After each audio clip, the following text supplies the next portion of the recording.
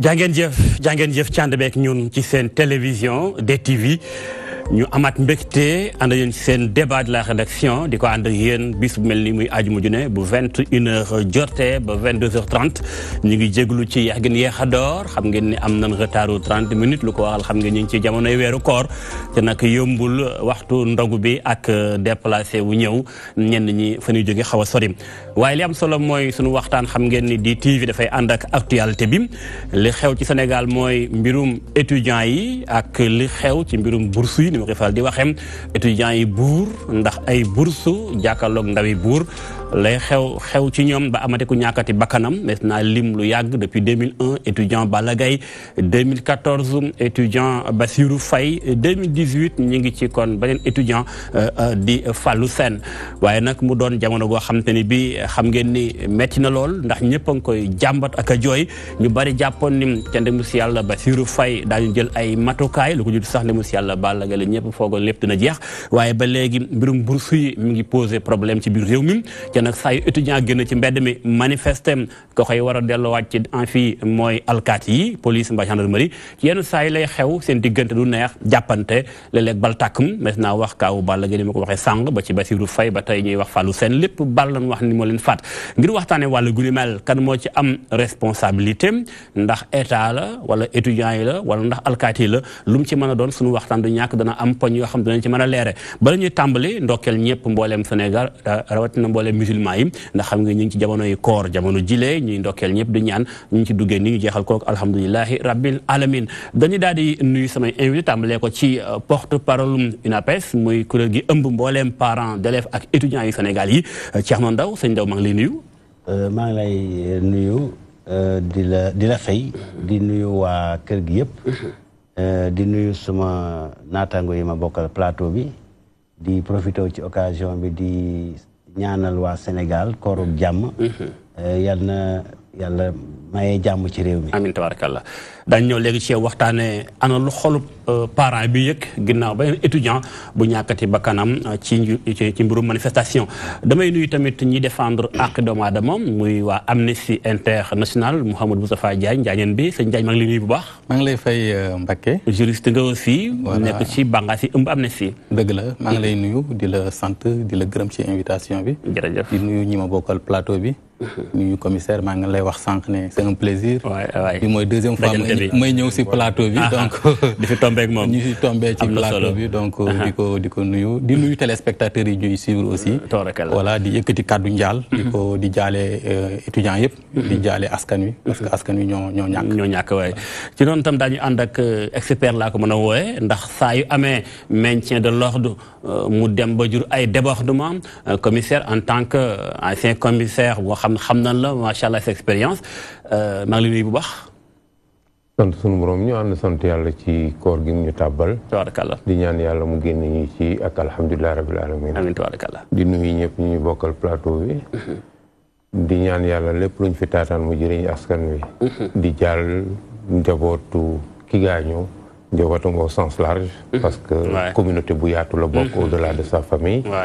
di ñaan yàlla yi tamit mu defal nu réew mi gën a am jàmm ci bépp fànn amiin tabarakallah daañu amoon yéene loolu nag àndoon ak waa état bu Sénégal ndax tam lu jig njaag état mooy responsable ci lu mën di xew ndax moo jaboote mboolem Sénégal réew mi bu tolloo fii dañuy soxlawoo seen ay intervention waaye liñ bëggoon amuñu ko bëggoon nañ am waa ministère bi ñu dénk enseignement supérieur wala waa direction des bourses waaye ñu bari ci ñoom daal ñoom ñu jot daal mooy fi ñu toll ni tembe neexaguñ ci possibilité mën a def communication bu yaatu ñu daal nañ xaar ba ci kanam waaye lu mën di xew ñun daañu waxtaan def kem kattan jox kenn ku ne wàllam ci li nga xam mooy débat bi daañu dem tam fe nga xam mooy Ndar Gambie ma nga xam moo ñu fa nekkal di sunu correspondant foofee doon dund ak ñun événement yi xew ba la xew loolu lépp daañu ci ñëw moom waaye balay boobu dañuy dem régi seetaan benn élément daanaka keroog ci hôpital fii ci Ndakaaru ba ñuy jël néew bi xool jeex na lool Ibrahima Fall ma nga ceewoon dañ koy xool ñëwaat ci plateau bi gi ñu faat étudiant bi di Fallou Sène ba léegi mu ngi jur coow gannaaw ñàkk bi ñu ñàkk seen doom famille bi dañu ñëw Ndakaaru ngir mën a jot koor bi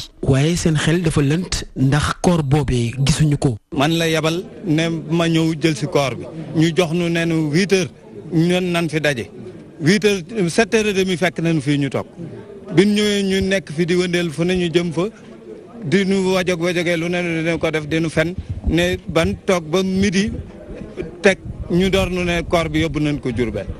bi ñu toogee nag muñ ba xam ne mënatuñu muñ la ñu assiégé nag dugg ci biir morgue bi ñu ne major bi tu vas nous dire la vérité Fallou anamu wala dana nu décaisser les tiroirs là moo xam ne nag caaxaan faaxe. li ni mel doon ab jafe-jafe ba famille bi naqarlu ko lool la ñu jàpp nag mooy nañu leeral mbir yi te bu ñu ko denc. lu yam ci ñu ne la corps baa ngi ci tiroir bi ubbi ko nga identifier ko si réellement il s'agit de Fallou.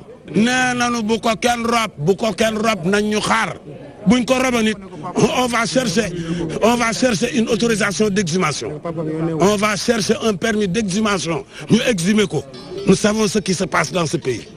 mbokk étudiants yi bàyyeekoo fu nekk ngir mën a teewee levée du corps boobee ñoom ñooñee naqar moo fees seen xol. interrogé naa le docteur Thiam moom moo ne def na autopsie bi won na ma certificat de genre de mort bi mais mu nangu maa jox papier bi nga xam ne ci lañ signé pour autorisation génn corps bi à l'hôpital dem nañ sax jéem a essayer pour gis le directeur de l'hôpital mais mujjuñ ko gis. Fallou Sène nekkoon étudiant ca université Gaston Berger bu Saint-Louis ñàkk na bakkanam gannaaw jàmmarloo diggante étudiant yooyee ak takk der yi waral ba université yi nekkee ci Sénégal yépp daal di songu xeex bi fu mu toll nii nag jàng mi dafa xaw a taggatémbe. faat gi ñu faat Ibrahima Fall jaajëf mu doonoon daanaka xol bu tooy ci njabootuk ndemu si yàlla Fallou Sène di fàttali ni étudiant la woon 2e année lettres modernes université Gaston Berger ba ca Saint-Louis Imam Ndaw Thierno Ndaw porte-parole mboolem kuréel gi ëmb waajur yu élèves ak étudiants yu Sénégal yi lii bala ñu ñëw ci fàttin gi mais lii xew ci hôpital principal bu Ndakaaru bi ay mbokkam jógee Diourbel ñëw Ndakaaru fekk na néew bi dem na Diourbel sans ñu am information bi en tant que waajur jàngat boo ci njëkkaam ci situation boobu. waaw d'accord damay commencer d'abord ci occasion bi profiter ci occasion bi di jaale waajuru Serigne Fallou Sène Serigne Fallou Sène di ko jaale ay waajuram di ko jaale comme ni ko commissaire waxee Sénégal yëpp parce que ñun ñëpp Sénégal yëpp moo perte ndax ki nga xamante ne mu ngi woon à la fleur de l'âge comme ni mu koy waxee rek amaana peut-être buñ ci tegoon ñaari wala ñetti at coono wàññeeku teggeeku ci ay waajuram ndax def nañ li ci war ba mu dem université ba 2e année yàlla def par ay erreurs yu doy waar danañ ci ñëw ci kanam ñu boom ko donc day naqar boobu kenn mën koo natt rax si dolli encore ñu ne leen ñëwal jël leen seen néew ñu ñëw gisuñ ku leen wax lu dëgg dégguñ ku leen wax lu dëgg ñu toog fi 7h30 ba midi passé ñu leen ay doog a firndeel ne yóbbu nañ seen néew Diourbel xam nga loolu dafay gën a yokku naqar loolu lu muy tekki yabaate ñàkk a teg nit ñàkk a jox gëdd ki ngay jàmmar lool ñàkk considération parce que kii boo ko mënut a def réuniral condition yëpp pour au moins nga defal ko naqar bi sa mënu ko fàtte gaa mais au moins mu am un soulagement moral. Droit à l'information aussi. Très bien, mais ça c'est le minimum. C'est le minimum qu'on puisse lui faire. En plus de ça, non seulement il a droit à l'information, mais en plus de ça, waron nañ ko accompagner. Parce que moralement, psychologiquement, c'est des gens qui sont très affectés. Ouais. Donc ñu rey seen doom. ñu fanaanee naxar bët set ñu ñëw Ndakaaru daanaka yendu fi. amul lenn loo xamante ni lu am luñ leen mën a wax loolu moom vraiment yabaate weesul foofu. daañu ñëwaat léegi gën a xóotal incha allah waxtaan bi. beneen poñ bi ak waa Amnesty Moustapha Diagne défenseur des droits de l'homme li de xanaa jàngat bu ci juriste bi am sa doom faatu na ci li xew na mi ngi ci hôpital bi nga dëkk Diourbel ñu transféré ko sa ginnaaw yëguloo ko ba nga xëy jël bus ñëw fekk na dem na dañ ko déplacé loolu en tant que juriste juridiquement parlant. waaw je pense que loo xam ne la comme ni ko askan bi yëpp naqarloo. ñun aussi dañ koy naqarlu bu baax a baax a baax. parce que je pense que opération bu amee maintien de l'ordre déjà bu nit waxuma la faatu sax mais bu nit gaañoo. buñ ko gaañee rek ci théâtre opération bi je pense que li ñu war a njëkk a def mooy waajuram informé leen alors waxantuma nag ñu dem ba nga xam ne nit daf cee faatu ñu jël corps bi indi ko Dakar te mënuñoo informer parents yi information yoo xam ne yu wér la ñu mun a xam ne donc corps bi mi ngi fii et que jëlee nañ ko fee indiwaat jëlee nañ ko Dakar yóbbuwaat nañ ko je pense que franchement ni ko sama xarit bi waxee rek je pense qu'il y a beaucoup de problèmes je pense que booy analyser événement yi am da ngay sentir que ne dafa bëri défaillance xëy na dinañ si ñëw et lii aussi firnde la rek ci défaillance yi nga xam ne am na ko ci gestion problème bi je pense que lu ñu naqarlu la et que ñu aussi lancer un appel aux autorités étatiques que yu mel ni bu amatee aussi je pense que information askan wi ñoo ko moom je pense que Sénégal dañoo dem ba fi mu toll booy xool li ñuy nëbb dafa bëri dafa mel ni askan wi nekkaluñ fi askan wi du askan wi la ñuy liggéeyal cër yi ñu leen yi ñu yor ndomba tànk yi ñu am dañ leen ko jox ndax askan wi je pense que dañu toll phase boo xam ne communication dafa war a am une communication crédible malheureusement je pense que loolu indi li ñuy masawu aussi famille bi ñu leen di masawu bu baax a baax parce que ñàkk sa doom sa mbokk rek dafa métti waxantuma laa nag ñu lay defloo ay va et vient pour nga jot corps bi lu métti la lu ñu naqaru ñi wax ne ñi ngi ko jébal borom bi démb ci sa gu bàq yey nekk ca Touba mbooloo mu bari ñu nga foon El Hadji Modou Gueye ma nga foon gis nañ ko sànq suñu journal bi ñu weesu ak li nga xam mooy image yi commissaire ba tey xam naa xolu waajur xolu sénégalais bu ñàkk kenn ci ñun ak façon bi mais ba tey ñàkk information gi am ci diggante waajur yi ak état bi loolu jàngat boo ci am dama xaw a yéemu trop parce que ci réew la ñu nekk lu mel ni bu amee lan ngay posé wu état d'esprit bi ñiy jël décision yooyu di fonctionner ñoom fan la ñu nekk en réalité comme ni nga ko waxee lu ñuy nëbb parce que ci responsabilité la ñu war a taxaw ça veut dire que à la limite ku nekk sa bopp nga tal li ñuy nëbb mu ngi nekk ci seen ñoom seen soxlay bopp seen demalinu bopp seen responsabilité seen culpabilité wala seen nëbb seen culpabilité loolu dafa grave nga sa doom génn àddina ci condition yooyu yow da nga war a accompagner processus bi comme il l'a dit da nga war a teew buy accident sax bi nga xam ne amul benn responsabilité du situation de maintien de l'ordre doon war a arrêter lépp boole la ci processus bi luy def da nga koy contresigner ñu ànd astama ak ñu indi que autopsie que nëbb la loolu dimension boobu vraiment su ma nekkee fii di wut xam-xam yéemu laa gën a def may interpeller sénégalais yi nag ci ñu bàyyi xel ci ni réew mi ñun ñëpp ñoo ko bokk commissaire may wax ni war nañu mën a am fi mu toll ni Gambi Diagne moo ñu nekkal Saint-Louis mais nga ne da nga yéemu lu tax nga yéemu maanaam ci ban niveau la yéemu gi toll ndax da nga jàpp ne ni ko Thierno Ndaw waxee sànq porte parole parents d'élèves ak étudiants yu Sénégal yi maanaam ñàkk a jox gëdd peuple sénégalais bi la dafa wees loolu kon lan la mën a doon xëy na xam nga dafa ñàkk jox gëdd sax tayeef la faale woo waaw mais bu fekkee ni yow da nga fi bàyyi lépp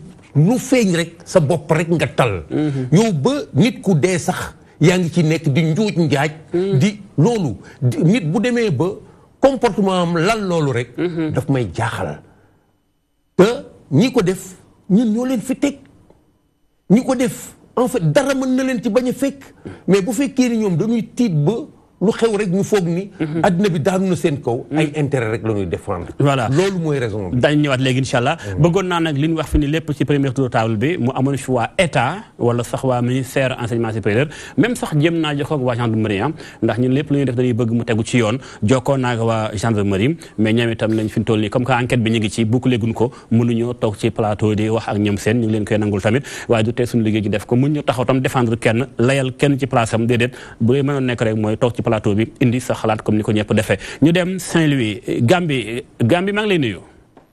ñoo ngi lay fay bu baax Modou. alors ndaka Saint-Louis ginnaaw ba leen ma sawoo coono di leen delluwaat di jaale ndax tamit foofu la mbir yi xewe dafa mel ni li ko tàmbalee mën naa wax ne barki dem ba tey lan mooy situation yi foofu barki dem ak tey sax ci bëccëg bi yëpp.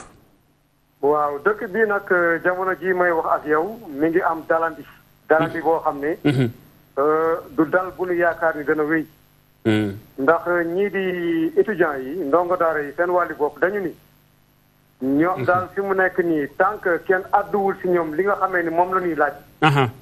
duñu may jàmm dëkk bi. mooy bis bu nekk daanu dë génn di yëngu di yëngal. kon bu ñu jàppee ni tey jii dafa am dal mën nañu seen bis bu nekk ndongo daara yi daanu génn ci télé bi wala ñu wane seen bopp ci yeneen i anam. moo tax fi mu nekk nii dëkk bi mi ngi si tiis wu rëy jamono jii ñëpp a jaaxle. ñëpp a jaaxle. ñi nga xamee ni fii la ñu dëkk. ñoom ñëpp jël nañu seen ay bagages ñibbi seen i kër. ñeneen ñi nga xamee ni seen ay xarit lañu wala seen i am di jàmm ñu yóbbaale leen ñi nga xamee ni nag amuñu fu ñu jëm amuñu fi mbokk te amuñu xaalis bu leen yóbbu seen dëkk fa ñu jëm. ñoom ñoo des jamono jii fii ci camp bu UGB bu Saint-Louis. ñooñu nag bëriwuñu waaye ñoom nee nañu fi mu nekk nii takku nañu taxaw nii. tant que fi mu nekk nii daal àdduwuñu ci ñoom li ñuy laaj duñu bàyyi li nga xamee ni mooy yëngu di yëngal. waaw Gambie du ñaax sax incha allah waa régie dañuy jox ay illustration par rapport ak situation bi xew barki démb Saint-Louis mais Gambie nga ni kon fi mu toll ni daanaka daara ji Gaston Berger ñi nga xam mooy étudiants yi dañoo ñibbi mu mel ni kon tëj nañ campus bi. waaw ñii di ndongo daara yi ñoom dañu ni ñoom daal dañu décréter li ñuy wax naan mot d'ordre de grève illimité moom mooy fi mu nekk nii ñoom daal mën nañu jàpp ni université bi tëj na. lu ñuy sàkku ñoom ñu jàpp loolu. lu ñuy sàkku ñoom. ñoom li ñuy sàkk moom mooy ñi nga xam ne ñoom ñoo indi jéye ji ñu tekki seen i ay ndombo tànk dàq leen moom mooy recteur bi moom mooy directeur bu CROUS moom mooy ministre Mary Teuw Niane moom mooy Aly Ngouille Ndiaye mooy ñeneen ñëpp ñi nga xamee ni ëllëg daanu wane ni ñoom am nañu responsabilité ci enquête bi. ñoom ñëpp dañuy wax ni nañ leen dàq. en attendant li nga xamee ni moom mooy mesure conservatoire yi ñuy laaj ñoom mooy. kii di Ibrahima Diaw di directeur bu CROUS. kii di Baye Dalaye Kane di recteur bu université Gaston Berger. ñoom dañ leen déclaré persona non grata moom mooy ñoom bëggatuñu sax gis ñooñu teg seen tànk ci biir université Gaston Berger. Gambie ci mbirum manifestation beeg affrontement yi ba falu seen génn ci àddunam ndax am na yaa ngi doon topp enquête bi nga xam procureur bu Saint-Louis nee na ubbi nañu ko ndax am ngeen évolution ci mbir yi loo ci am ci information yow mi nekk foofu nga xam mooy Saint-Louis. waaw kii di procureur de la République di Ibrahima Ndoye moom ci wàllu boppam. bi xeex bi tàkkee ba bal tàkk ba xale bi daanu. moom ci boppam dafa autosaisir moom mooy dafa jóg te kenn woowu ko. mu jóg sol dàllam daal di jël enquête bi daal di koy dénk ñi nga xamee ni ñoom ñooy brigade territoriale bu gendarmerie. bi nga xamee ni moom moo ŋànk kilifteefu waa gendarmerie ci Légion Nord. moom ci wàllu boppam nag yamu ci ñoom seen wàllu bopp ñu ànd nag woo waa Ndakaaru Njaay ñu ñëw jàppale leen ci enquête bi am na ay équipe bu nga xamee ni mi nga jóge ca Ndakaaru. ñëw fekk ci gendarme yi nekk fii ci diwaanu Ndar. àndandoo ñuy def enquête bi. jamono jii ñu wax ak yéen enquête bi ñu ngi doxam. ñoom tey jii xëy nañu déglu ji bëgg am ñu ñu déglu si ñi nga xamee ne mooy ñu ñu yaakaar ni ñooñu ñoom ñoo sookee ci wàllu étudiants yi. lii di fitna si ngir ñu mën a am ay xibaar yi nga xamee ni daan ko mën a dolli ci li nga xamee ni moom la ñu amagum ci déglu bi ñu doon déglu ñi nga xamee ni ñoom ñooy waa escadron bi moom mooy ñi nga xamee ni. ñoom ñoo jàkkaarloo woon ak xale yi doon xeex ak ñoom. di gendarme yooyu. Gambie nag moom si wàllu boppam nee na ñaari fan yee ñu génn. daanaka ñoom ñëpp déglu nañ leen. léegi li ci des moom mooy nag ñu dem xool naka la ñuy dégloo xale yi waaye nag jot ci xale yi day jafe. ndax xale yi seen wàllu bopp jamono jii ñoom ñëpp dañu mer ba futt ku teg sa tànk biir université Gaston Berger ñu xeex ak yow. ba tey jii si suba nag am na équipe bu jóg dem dugg ci biir université teg loxo ay xale jàppoon nañ si sax lu toll si ñeent ñu nga xam ne dañu yaakaar ni ñooñu bu ñu leen dégloo daañu am ay xibaar ci li nga xamee ne moom mooy li xewoon. Gambie waaye xale yi mujj nañ leen bàyyiwaat ñu dem doxi seen i soxla. voilà ba tey ci mbirum information dama gis à travers yenn site internet ñi wax ni ki nga xam moo tiire moom nee na dafa nekkoon ci situation bu métti ci moom maam daal dafa évoqué légitime défense yow mi nekk Saint-Louis fekkee woon événement yi ndax da nga ànd ak moom ci li mu wax légitime défense boobu nga xam moom la évoqué en tant que koo xam moom dafa tiré ci utiliser arme à feu bi mu yor muy pistolet gi. xam nga ñun journaliste tasuru xibaar suñu xilaat amul solo. li am solo moom mooy ñi ko fekkee teewe ka ñu saataan seen xel ak seen xalaat. daal di ko jox askan wi ñu mën a xam ni mbir mi nii la tëddee. bi loolu amee ndongo daal yi dañu yëkkati seen kàddu nii. ñoom ñee ñoo leen song parce que dañuy dugg ci université bi te waruñu faa teg seen tànk moo tax ñu xeex ak ñoom. ba ñu déglu takk der yi ministre de la défense di Augustin Tine soldat lam ñëw moom it mu ni ki nga xamee ni moom moo tiré bal dafa nekkoon ci légitime défense jaaxle woon ñu naroon faat bakkanam mu daal di dóor bal jaaxle.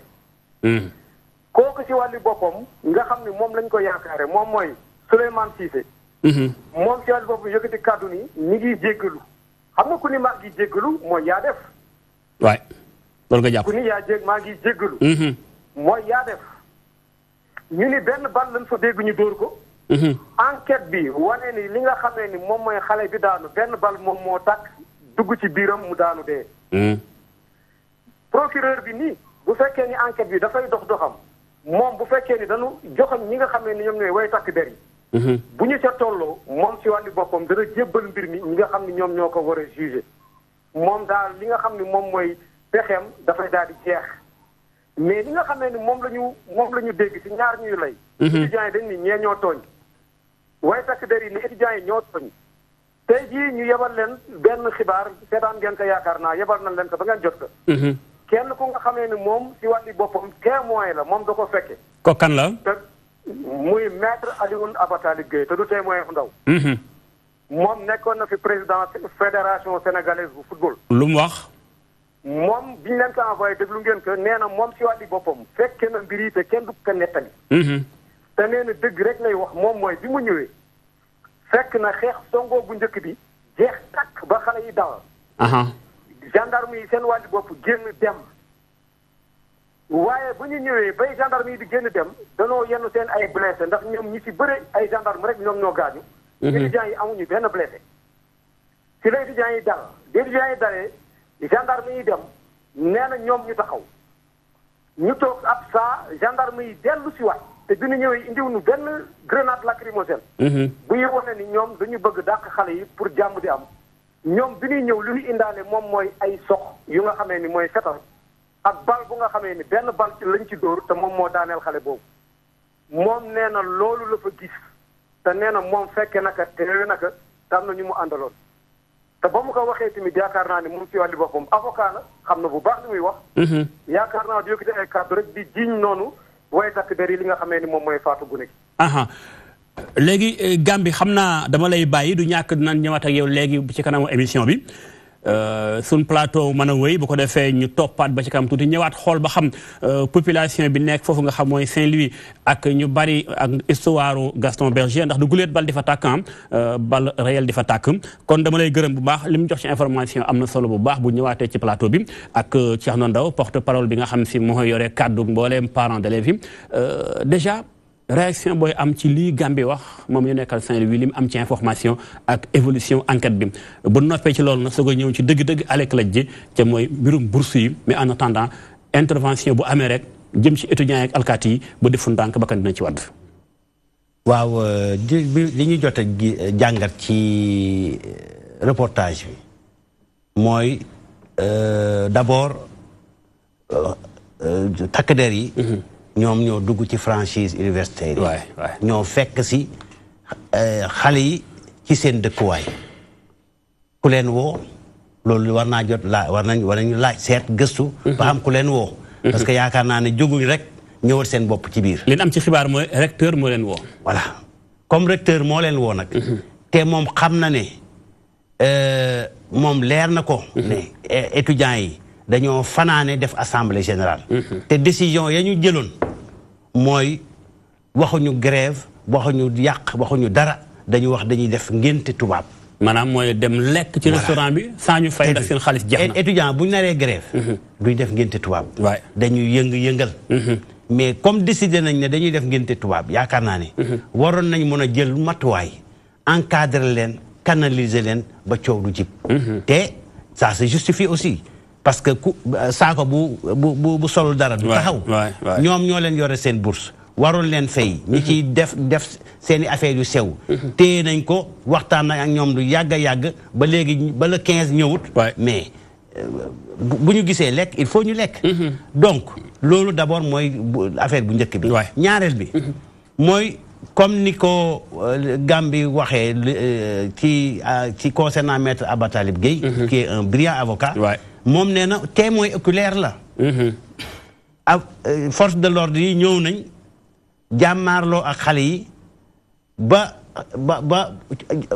pund bi uri ñoom ñu dem alkaati del siwaat biñ demee mais dañoo préparé wu donc préméditation am na foofu dañoo préparé wu indaale ay ngànnaay donc c'est des forces disproportionnées kii ay yore xeer kii yore ay loxo kii yore fetel donc loolu également lu war a mën a leeral la jaaduwut condamné nañ ko avec la plus grande fermeté te yaakaar nañ ne fii affaire bi fii la war a yem plus jamais ça voilà commissaire ci mbirum maintien de l'ordre xanaa warta mën a jur désordre de parce que bu ñu waxee force de l'ordre moom warta doon force de désordre finalement lan moo xew ba Sénégal saa yu amee maintien mu faf indi désordre li muy am dafa bari même bu étudiants yi manifestation politiciens yi tout le temps nga dégg wala ay élèves sax ci ay gox yi bari ci biir réew mi lan moo xew exactement sa expérience ndax am na fu mu war a jëfandikoo ngànnaay wala lu xew exactement Sénégal toll situation bi ci maintien de l'ordre. damay emboîter le pas doyen bi dellu si ci témoignage yu maître Abba Talib. su fekkee ni effectivement loolu mooy témoignage am. ça veut dire que am na lu benn tableau bi nga xam ni daf ñuy renseigner clairement ci différentes étapes événement bi. may wax sax ni commissaire doguma la waa régie nañu préparé élément wu maître Abba Talib Guèye bi nga xamante ni bi gàm mi ngi koy wax sànq gàm mi ngi koy wax nettali ci laabi ñu borom incha allah daañu ci ñëw léegi bu commissaire pare. ça veut dire que li ñu amul woon de manière précise mooy ñaari phase la. benn phase u affrontement bu dem gendarme yi blessé. dellu siwaat ci beneen phase u confrontation. indi wala utiliser armement yi ñu yoroon parce que mënuma xam ndax dañu ko indi woon wala dañu utiliser rek li fi ne woon autrement que ni ñu comporté woo loolu mooy tableau bi ñu am actuellement dafay ñuy renseigner ci lu bari xëy na dañuy wax gendarme policier duñu ay noon donc ñun suñuy xool nañ xool qu'est-ce qui ne va pas qu'est-ce qui n'a pas marché ba ay gendarme jàppante ak ay xale ci université ak nu ñu mënti toll gaañu am défaite ba daw dellu siwaat nag léegi xëy na ak seen mer mais pour engager autrement la confrontation ça veut dire que première confrontation bi rapport de force yi dafa déséquilibré ba ñoom ñu daanu ñoom perte nañu ils ont une défaite ñu dellu siwaat nag léegi avec d'autres moyens pour rétablir équilibre bi ba mën a jël le dessus sur la situation bien que toujours ñu ngi ci seen mission bu ñu ci dugal ay ñu mer def nii ñu ngi seen mission toujours parce que dafa am li nga xam ni moom la ñu dox mooy maintien de l'ordre ils ont des blessés ils sont revenus le problème c'est quoi le problème c'est un problème de fond mu ngi touché corps yi ñun liñ fiy def depuis ci situation wu sécurité maintien de l'ordre sécurité des villes lutte contre la délinquance il faut que ñu càmbaraat ñun liñ fiy def Sénégal boo waxee ñu ni suñu gendarme yi ñoo fi gën a fort suñu police yi ñoo fi gën a fort ñu koy wax de Nations Unies dafa leen wóolu ñu ngi def nii mais pourquoi est-ce que en interne ñuy am ay bavures yu répétées te yi nga xam ni soo ko xoolee si tu portes là-dessus un regard technique da ngay xam ni ay dysfonctionnement la parce que dysfonctionnement muy demee ci ni gendarmerie corps la su ñuy ñëw di def maintien de l'ordre war nañu xam fu ñu jëm war nañu indi ay moyens yu suffisants en homme outils yu maintien de l'ordre pour première confrontation bi am ay bouclier la ay bâton de protection ay ceci ay grenade ay ceci cela waroon na jeexal confrontation bi mais su ñu demee balle mu ñu gagné leen ça veut dire qu'il y a problème ils sont mal préparés ils sont mal organisés ils ont un problème de professionnalisme ils sont mal équipés ils sont insuffisants en nombre. justement foofu sax laa bëgg a ñëwee commissaire bu fekkente ni ñoom dañoo dem di intervenir ci biir campus social bi. am foofu la fa nekk moom day doon ay milliers lay doon ci ay jeunes. ci booy xool lii doon brigade bi nekk Saint-Louis est-ce que tey war nañoo mën a dugg ci biir université bi jàkkaarloog mbooleem la fa nekk ay étudiants ndax nekkut ni jàdd yoon grec mooy bi nu franchiré. fi ñu warta mën a jàdd ndax dafa mel ni loolu bu taxoon ci buntu bi xëy na ci lay gën a yombe ci ñoom ñu dugg ci biir campus bi ndax la fa nekk étudiant na mu sakkane seen nombre li mu toll par rapport ak ñoom alkaati yi. ndax xam nga dafa am maintien loolu dafa am situation trouble. étudiants yi nee nañ dañuy lekk te duñu fay. ñiy diriger université bi. ban comportement la ñu am ban sollicitation la ñu am nu ñu présenter problème bi lan la ñu def ba affaire bi jaxasoo ba jur confrontation foofu ngay commencer ban information la alkaati am bi ni jam non ban information ak ban taxawaay la ñu xaar ci ñoom est-ce que tu comprends parce que université bi du champ de bataille déedéet dafa am ay nit am ay bâtiment am ay alal yi nga xam état bi moo ko moom am alal yi nga xam étudiants yi ñoo ko moom am li nga xam ne warul yàqu am nit ñi nga xam ne war na leen protéger loolu mooy situation théâtre d'opération bi parce que ci biir université la nu mu ñëwee donc ak ñi leen fa indi lu mu doon xaar ci ñoom ak quelle situation lan leen présenté du ma dellu ci loolu ay franchise universitaire c'est un autre débat mais quel que soit lu leen wax ñoom déjà yow yaa ngi naan milliers d'étudiants war nañu xam nu muy ñëwee nous sommes toujours intervenus chacun de nous est intervenu dans un cadre ou bien say moyens suffisants na am nga élément yu doy pour affronter la situation gérer que ba mu calmer wu mooy ay nit yu doy ou bien nit yu doyul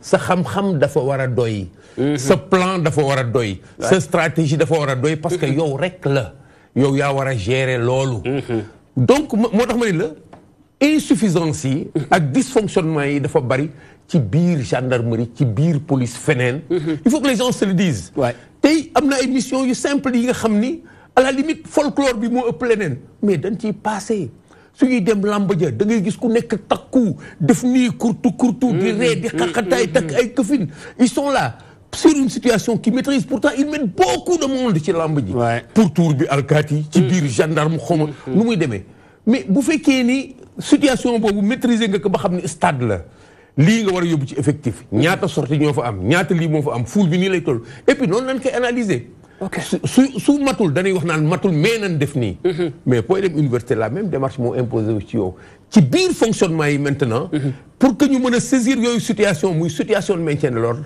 yi nga xam ne avertir nañ leen avant ñu ñëw parce que bettu leen rek ñëw dañ leen wax ni leen kaay leen am na lu xew kaay leen ça veut dire que da nga war a xam li ngay fekki lan la kaay leen da ngay war a xam loo fay defi kaay leen ci sa biir liggéey da nga war a analyser situation bi ba am na résultat bi ñuy xaar ci yow y a vraiment beaucoup de dysfonctionnement lii dafa commencé yàgg ci réew mi il faut ñu seet na il faut ñu xool ci pexe koor yi indi ci ay pexe dinaa ñëwaat léegi ci yow incha allah commissaire droit de l'homme bi dégg naa sax da ngeen di bañ yooyu moi défenseur des droits de l'homme ngeen gën a préféré mais situation bi li muy am Sénégal dafa bari barki démb am ngeen rapport bu ngeen génne yéen Amnesty dut ngeen baaraam daanaka sunu koor yi mooy police gendarmerie tey situation bi amaat na gis nañ barki démb la xew stade Demba Diop ñu bari du doon baaraam ni intervention bi police def ndax moom la am déet mais am nañ ci xenn ci wàll gi gis nañ ko barki démb stade Léopold Senghor ci benn combat bu fi am bu yàggul ne ñu xaw tout tamit lambaay ñaa foofu ndara ñoo sànni lacrymogène ci biir stade bi yooyu yéen ñi jàngat lu sàmm ak doomu aadama c'est vrai maintien de l'ordre mënta ñàkk bu amee désordre mais kii indi ordre tamit ni ma ko waxee sànq ndax war naa indi désordre ak yéen en tant que sàmm doomu aadama ak xam lii Sénégal tollu seen jàngat. Mbacké dem benn instant j'ai envie de dama am envie laajte. dama naan rien que pour ça on a tué Fallou Sène xam nga lu tax. rien que pour ça. dafa am série de négligence dans cette affaire. bi may ñëw dama lire benn notu recteur. le 11. recteur bu université Gaston Berger le 11. étudiants yi dañoo def ngénte tubaab. ñun université Cheikh Anta Diop lañ jaar. tout le temps. ngénte tubaab. waaw mu suta am désordre. ngénte tubaab université dañ koy encadrer. nit ñi dugg lekk génnaat dem seen yoon. étudiants yi université Cheikh Anta il faut UGB. génnuñ di yàq. déedéet. dañoo ne ñoom comme que toog nañ ba le 15 jotuñ seen bourse dañuy dugg lekk te duñ fay loolu bu ñu ko daan def université Cheikh Anta Diop de Dakar kudd dañuy jël toutes les dispositions ba nga xam ne dinañ xam ñaata étudiants ñoo dugg lekk te fayu loolu ndax nekkul ni li am ko jàngat wax ni comme que état moo war a joxe ay bourse toog ba le 15 joxewul bourse yi absolument kon étudiant bi mënta ñàkk bañ a lekk ndax it dem lekk sax nekkul droit étudiant bi finalement absolument liir naa notu recteur bi mu ne ñoom jëloon nañ ay matuwaay ba nga xam ne ki nga xam ne jotagul bourse am bu ñëwee ñu jox ko ticket mu dugg si restaurant mu lekk loolu am na loolu liir naa ko ci note bi mu nekk lu am solo aussi mu nekk lu baax mais responsabilité bi mooy ñi nga xam ne ñoo waroon a fay bourse yi à temps te fayuñ bourse yi à temps c'est l'état ku toog mais c'est l'état da ngay xool dans tout le processus l'état est responsable gis nga la gendarmerie est le dernier maillon de cette chaîne l'état du Sénégal est responsable de ce qui s'est passé à l'UGB Je pense qu'ils ne communiquent pas pour l'instant, ils vont communiquer, ils sont obligés de communiquer. Mais l'instant, je me pose la question, est-ce que le président Macky Sall même est dans ce pays? Parce que la situation peut dégénérer à tout moment. Waaw, parce que ni mer bari na ci université sax ginnaaw Saint-Louis, Bambey yëngu na, Ziguinchor, Dakar aussi. La situation peut dégénérer à tout moment. Est-ce que dañoo war a xaar di xaar ay kii ba situation bi dégénérée? Qu'est-ce qui empêche présentement au président de la République d'appeler les étudiants, de les recevoir, waxtaan ak ñoom? Alors, je disais que c'est une série de négligences moo indi situation bi et c'est très déplorable. Gis nga en matière de maintien de l'ordre. Déjà ñoom dañ leen a fekk ci campus universitaire bi. Une coup de directeur mënoon na jël toutes les dispositions permettre encadrer étudiants yi def seen parce que benn moment la 2 jours 3 jours bu ñu régler bourse étudiants yi dem dugg seen kii en fi ak def seen cours mais ñu réquisitionner la gendarmerie bu ñu ñëwee gendarmerie boo ñëwee sur terrain d'opération li nga mën njëkk a war a mën a def te du ma ko gis je sais pas pourquoi avant ngay jéem a utiliser la force xam nga dañoo dem ba Sénégal bu ñu ne maintien de l'ordre rek ça rime avec l'utilisation de la force et pourtant maintenant le maintien de l'ordre le maintien de l'ordre ne rime pas avec l'utilisation de la force xam nga dafa am loo xam ne askan wi dañ koo moom mu nekk seen ak seen yelleef xam nga muy lan ñu am sañ-sañu am lu leen naqari ñu manifester ko mu nekk des libertés yoo xam ne dañ leen ko reconnaître mais liberté yooyu dañ koo encadrer dañ koy encadrer parce que aussi dañoo war a fexe ba nga xam ne ordre public bi aussi duñ ko nasaxal kenn du ko yëngal duñ ko yëngal lépp am dal donc ki nga xam ne day def maintien de l'ordre dafa war a assurer équilibre boobu maanaam kii manifester am lu ko naqari manifester ko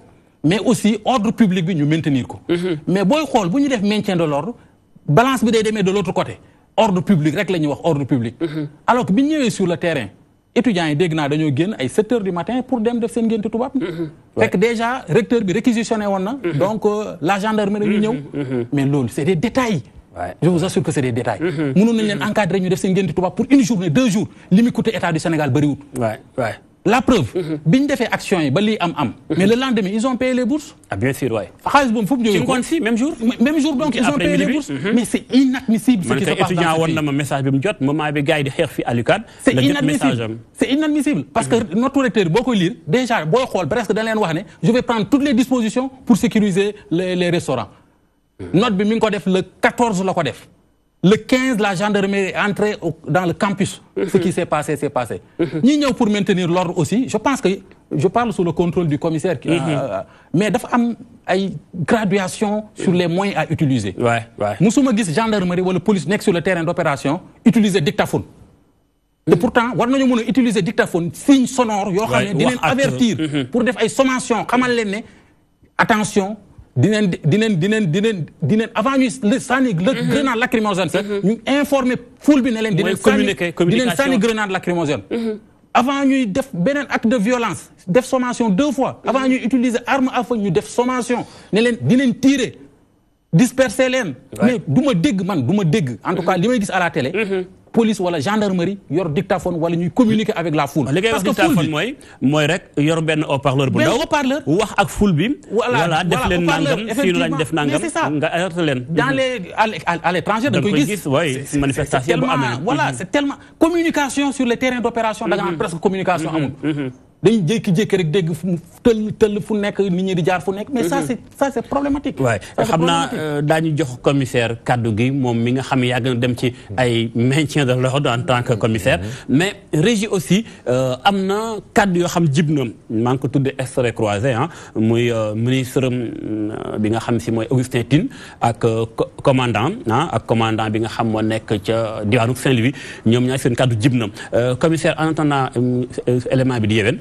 li nga xam moo xew ni bala may demaat ci Thierno Ndaw maintien de l'ordre lu xew communication bi daañu ko def seen temps wala léegi ñi fi nekk ñu ko def lu xew exactement problème communication entre forces de l'ordre yi ak civil yi tout le temps. ci biir maintien de l'ordre bi. xam nga maintien de l'ordre ay situation yu particulière la ay responsabilités yu bari. responsabilité bi du diggante policier bi ak ñoo jàkkaar wala gendarmerie yi. préfet mu ngi ci ministre mu ngi ci. état bi moom mooy doxal loolu. le responsable de l'ordre public c'est l'autorité administrative. nous sommes responsables de force ñun. ci biir loolu dafa am nu ñuy doxee effectivement ci war na mën a nekk sax ci biir situation bi préfet taxaw. wala maire taxaw. loolu yëpp ci processus bi la bokk. pour que ku nekk jël sa responsabilité calme bi dellu si. pourquoi pas sax ay médiateurs avant dara di xew. Ouais, mais l'autre de fait compliqué, ça dépend. Parce que il faut que nous restions à un niveau objectif. Défaillance, c'est n'est que fenen. Défaillance, défaillance yu bari mo indi li li soxé mo bari ba gendarme yi mënu ñu nekk ci classique maintien de l'ordre taxaw situation taxaw ñu wax ak ñi def sommation première sommation on va utiliser la force deuxième sommation troisième sommation est-ce que tu comprends loolu yépp défaillance yi moko indi dafa dem ba corps yi dafa nasax nit ñi newuñu ci sen comportement responsabilité dafa melni c'est plus des gens de métier c'est ay alkaati ak ñoom c'est des gens de métier ñi leen entouré c'est des gens de métier il faut ñu taxaw fi métier bi ko fi ne à ce moment bu dégâts amee dinañ ko mën a régler dina mën a simple du nekk nii ci waxtaanu jaaxle parce que fi mu nekk dañu dugal sénégalais yi ci jàmbat ak naqarlu ci fi nga xam ni événement mën na am ñu comprendre ni c'est une situation qui a causé une perte de vie humaine, c'est un accident. Mais fille, c'est pas un accident. C'est une foule de choses, de dysfonctionnements. Li ñu bëgg régler, ñu koy régler. Dama leen di wax ni leen, gendarmerie ak police ak këfin. Soo xoolee rek au plan des effectifs. Nga ni défaillance boobu rek. Est-ce que gendarme am na fi? Est-ce que policier am na fi? Déficit bi nu am. Effectif, nombre nit rek. Lu nekk mën na fi xew. Parce que boo xoolee ni tey police nous sommes presque 20 millions de Sénégalais. ëpp ñu li ñu amoon alkaati yi je me demande ndax ëpp nañu li ñu amoon en 87 ci effectif bi ñuy dàq alkaati yi fii. Commissaire on est resté taxawal foofu c'est important. mais c'est Sénégal vrai. 1987 2018 jamono yooyu ay 7 millions d'habitants moins de 10 millions. tey ñu ngi ci presque 14 millions d'habitants. laaj leen ndax ñoom am nañu 8000 alkaati tout corps confondu. Moi, police. Parce que de 1987 à 2000, bi Ablaye Wade di ñëw ci réew mi on n'a presque pas recruté. Man commandé naa ay unité soo demee ci commissariat fi ba léegi loolu moo fa am. da ngay ñëw fekk alkaati bu normal bu traditionnel ak ñetti APS ñu mel ni mbootaay kenn xamul insuffisance bi. mu ngi nekk ci nombre alkaati yi.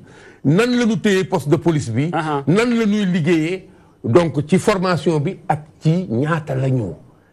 effectivement on a un problème criard d'effectifs yooyu mu ngi lié wu ci sunu rapport ak sunu organisation administration. sunu ay priorité état bi du priorité population bi. Est-ce que tu comprends? Sunu rapport avec les grands bailleurs. qui nous imposent de ne pas faire dans le social, de ne pas faire dans la santé, de ne pas faire dans la sécurité et qui nous demandent de faire suffisamment ce qu'il faut pour que ñun ñu mën a commercer ak ñoom delloo leen seen xaalis dafa compliqué. Vraiment dysfonctionnement yi dafa compliqué. Sénégal effectivement tey suñu waxee effectif rek.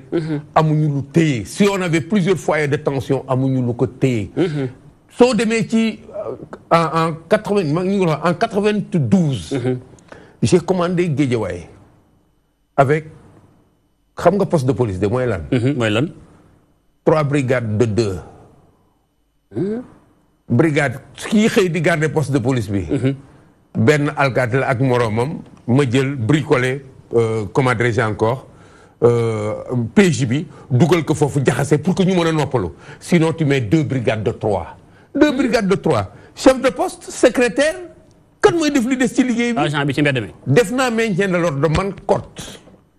car benn chauffeur lance grenade waa Limamoulaye deferle ci biir dëkk bi il faut nga naxanteeg ñoom ba ñu dem. Il faut nga am équilibre, il faut nga am sang-froid bu doy. Mais on a frôlé toujours la mort dans ces machins-là. Ces gendarmes et ces policiers, ce ñuy considérer c'est pas des tueurs. Mais situation yi day toll fi nga xam ni lii la ñuy am ku nekk di jàmbat. Kii jàmbat nag moom naqaram lay wax ak lii. Mais suñ koy analyser véritablement c'est l'État qui est responsable. Parce qu'ils ont laissé pourrir beaucoup de situations. Kon ñoom dañoo mënta wax muy police gendarmerie li ñuy wax la grande muette xëy na mën ñoo wax mais ñu ngi dund situation yu metti manque de moyens ci bépp anam.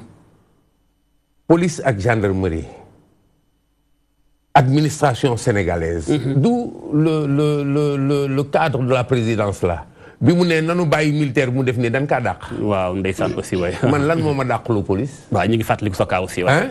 du dama ni déedéet du nii la ñu ni ma déedéet. parce que da nga koy wax noppil.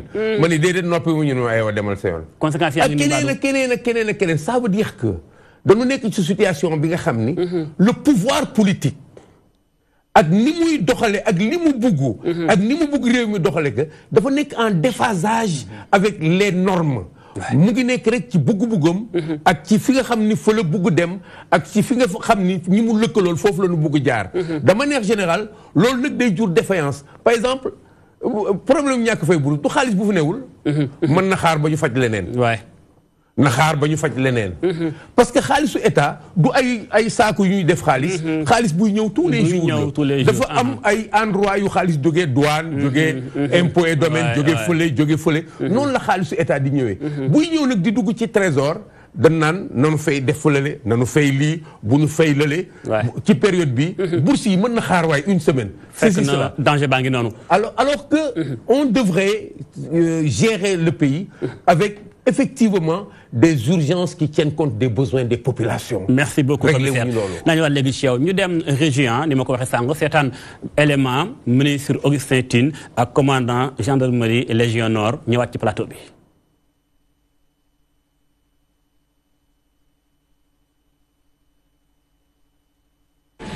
ñaari fukk ak benn wax naa ko ci njëlbeen donc ci ñaari fukk ak benn yooyu am na fukki gendarme ak juróom ñett ñoo ci gaañu gis ngeen sànq ki tëdd noonu am gaañ-gaañ bu metti maanaam mi ngi woon ci coma mais mi ngi yeewu fi mu ne nii ku ko gis xam ni sonn na ba. donc di jaale étudiants yi yëpp yi nekk Sénégal muy Ndar muy Dakar muy Ziguinchor muy feneen di leen jaale ñoom ñëpp di jaale seen njaboot di jaale Sénégal yëpp ndaxte li am nii ñun tamit dañ si am wàll te ñoo ngi koy rëccu lool. mi ngi noonu jégglu lan gis en tant que parent d'élève lii xew na kilifa yi taxaw naa ñoo ngi jégglu jàngat boo ci am avant ñu ubbi téléphone bi. waaw bon dafa yomb pour man. yomb na trop. bakken dafa fort. commissaire dafa mel ni yaa ngi xaw a sori de. oui dama ne woon situation ci par rapport ak li mu ko. waaw comprendre naa la sori nga. waaw c'est tout à fait normal. bàyyil mu àggale nga ñëwaat dama gis nga xaw a absent lu yàgg nekk côté bële. waaye gis naa loolu. waaw donc li mu wax loolu rek la mën a wax. mais loolu fayul lakk gi dindiwul naqar bi. te réglewul dara. waaw mais nag du wax yu ñagas waxu normal la que ni mu ngi jéggulu. maanaam moo tane li njëkkoon a dégg ay kii. bien sûr ministre bi li mu wax. ne légitime défense. mais légitime défense day fekk. ñaari armes yi am proportionnalité. mais ku doole yi tolloo. voilà doole yi tolloo. kii yore ay loxo kese wala xeer. kii yore balu kii fetel boo xamante ni ay bal réel moo ci nekk. nga bëgg ne légitime défense day doy waar. donc li mu wax comme li ko commissaire waxee rek il y a eu dafa départ ba ca fin ba. ay dysfonctionnement la. ay négligence la. c'est des négligences coupables. Donc li ci nekk mooy kii wàcc ñàkk na bakkanam ba pare. Fallou Sène dañu war a analyser li tax bourse yi fayuñ ko. xam naa sax danañ ci ñëw. justement dañ ciy dem directement kay ndax foofu laa bëggoon ñëwee ak yow. très bien ndax gis na ni li am ba ñëpp yi jàmbat lenn moo ko sookee mooy problème mu bourse. 1968 ba léegi ñu ngi koy nemmeeku sàng rek maa ngi consulter histoire tuuti mais ñu ngi sax ci mai 68 bi nga am yaa ngi koy fàttaliku. mai 68 ba tey 2018 daanaka 50 ans ba tey même situation. aytu bourse grève manifestation dóor liif lacrymogène nit ñàkk bakkanam mbaa mu damm lu xew exactement yéen parents d'élèves yi tout le temps da ngeen di toog ay waxtaan ak état est-ce que état mos na leen a wax benn information ci mbirum bourse yi ndax étudiants yi faatu ndax bourse bari na ci biir Sénégal. waaw loolu dëgg la à chaque fois que yu négociation am waxtaan am. yokku xelaat am dañuy toog te également suñuy kàddu. dañ ci jël compte bu bare bare sóoraale ko. mais li nga xamante ni moom moo mënta war a mën a nekk dans un pays organisé mooy liggéey ba weer dee ngay ñaxtu pour ñu fay la. mooy liggéey ba à la traité nga toog ay juróom-benn weer juróom-ñaari weer jotoo sa pension ngir ay kayit yoo xamante ni ñoom ñi la koy laaj ñoo la ko joxoon. li nga xamante ni moom moo fi war a jeex mooy. tant que yow liñ la war a jox li la si sa àq ak si yelleef duñ la ko jox automatiquement rek. déedéet il faut ñu xaar ba nga di ko ñaxtu di ko réclamer ba lu ci baree bari. ay ngaañeel dana ci am. ba leen sax ay jéye am ci loolu moom moo fi war a jeex et surtout que à la minute près étudiants yi envoyé nañ leen ay SMS ba Serigne Fallou biñ ko fetalee ba wóor ne dee na à la minute près envoyé nañ leen ay SMS won neen ne seen bourse disponible na. li ñu bari ñaawlu mooy loolu. kon day mel ni mënoon naa ñàkk xaalis baa ngi fi woon. nee nañ xaalis bi nekk na fi depuis le 25 avril. voilà ñu jël mais xaalis booba. est-ce que bañ ko viré Ecobank. Ecobank ñoom yore luñ leen woon Ecobank mu jël ko taf ko ca bor ba parce que bor du am rak. est-ce que donc mënuñ maa comprendre. xaalis bi ñu viré ko Ecobank toog ci xaalis bi. war ko fay xale yi te fayu leen ko. kon da nga jàpp ne ko la nga waxoon bu njëkk maanaam négligence moo am ci état bu Sénégal. moo ci am ñàkk a jox parce que am na ku ko wax ab leader politique moom nee na daal li muy proposé mooy. na président Sall di fay bourse yi ba pare avant muy fay benn ministre mbaa benn député. moo jaadu ma jël mbokk mi nekk en ligne bu jàpp ñu xool ba xam salaamaaleykum. maaleykum salaam. tur beeg foo ne wooyee mbokk mi. man maa ngi wootee Belgique. ndaka waa Belgique. ñu ngi ci jàmm. tur wi. waaw Abdou Ka. Abdou ñu lay déglu bu baax. oui. allo. ñu ngi lay déglu Abdou ndaka waa Belgique. waaw mais man dama bëggoon participer sama wax du ci bari. xam naa ne lu gàtt lay doon. mais dama yaakaar ne Sénégal ñi waroon wax ñoo noppi. ñi warul woon wax léegi ñooy wax.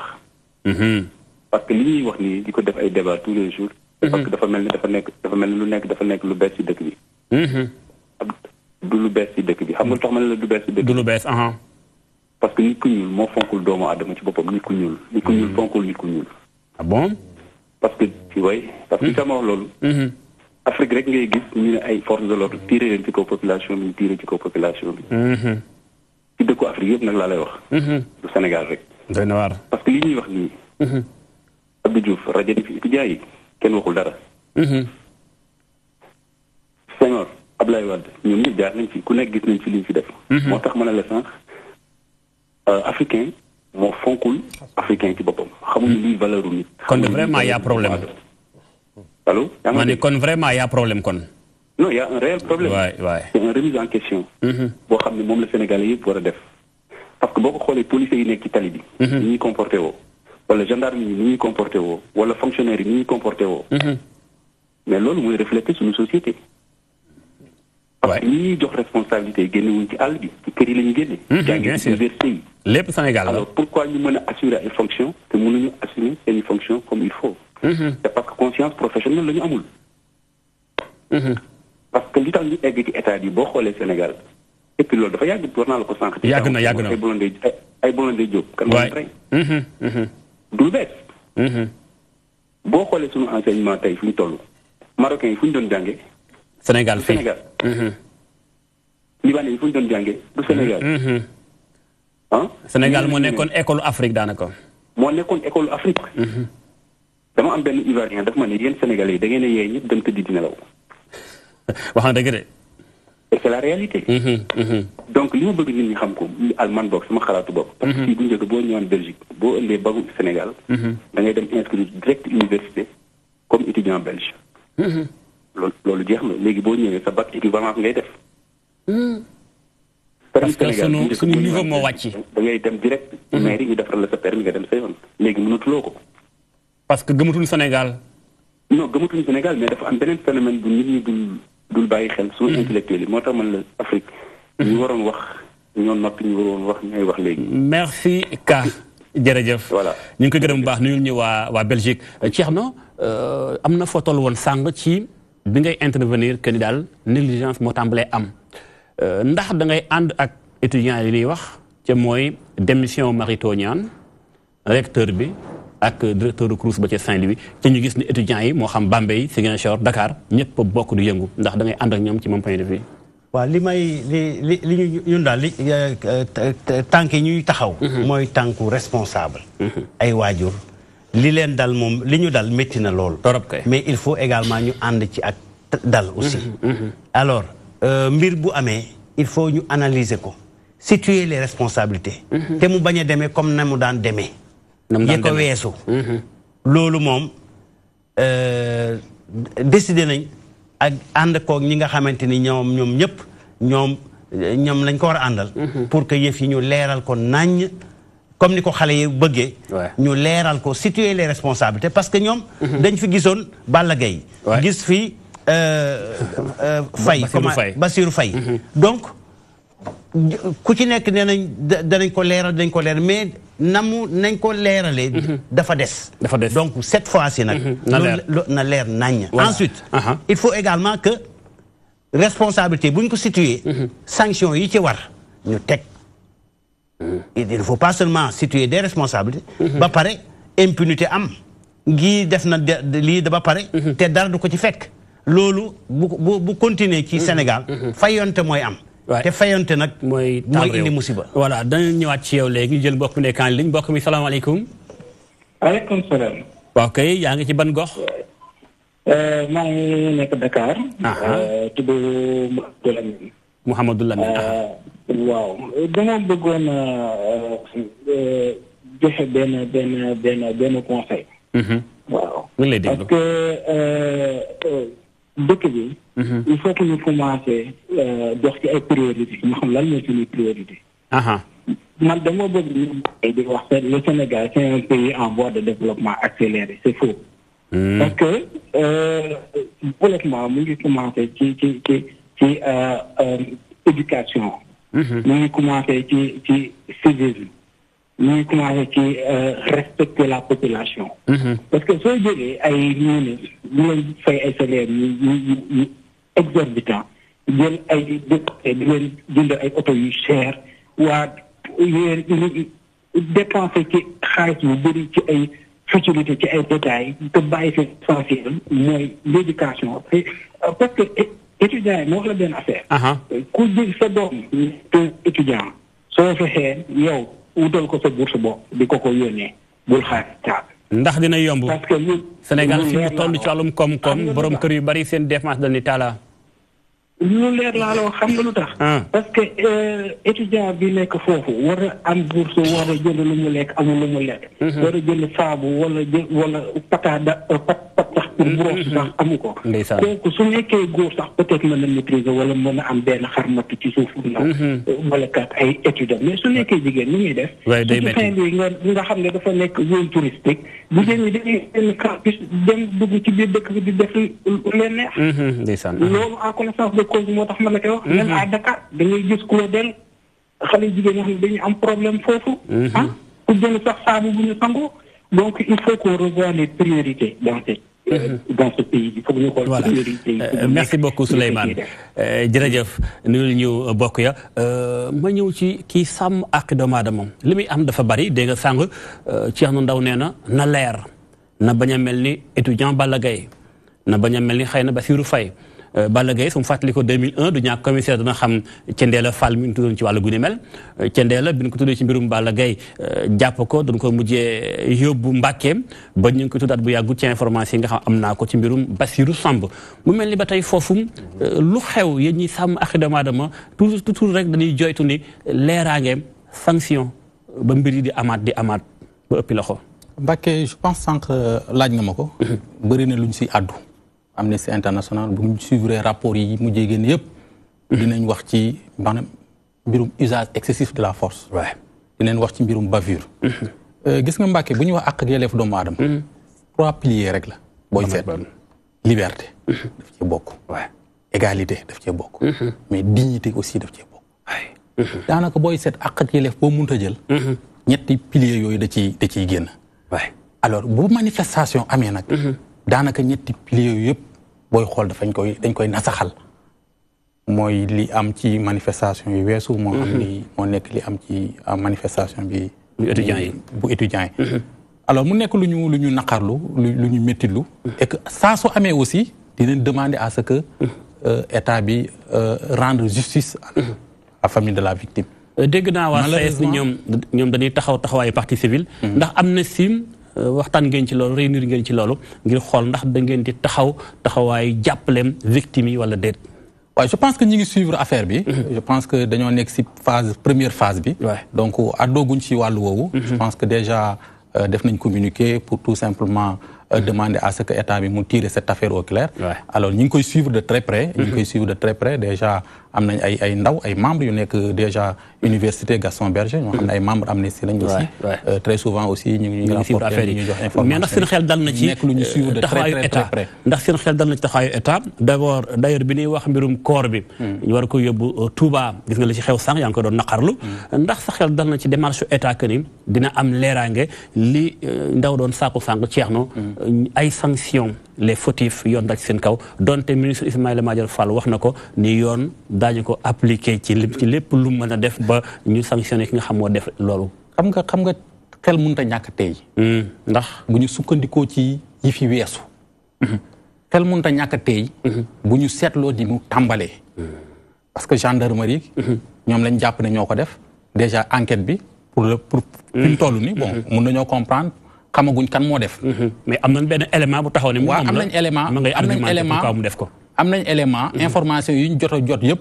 dañoo jàpp ne gendarmerie moo ko def. mais je pense que bu ñu enquête bi bu firndee ne gendarmerie moo ko def.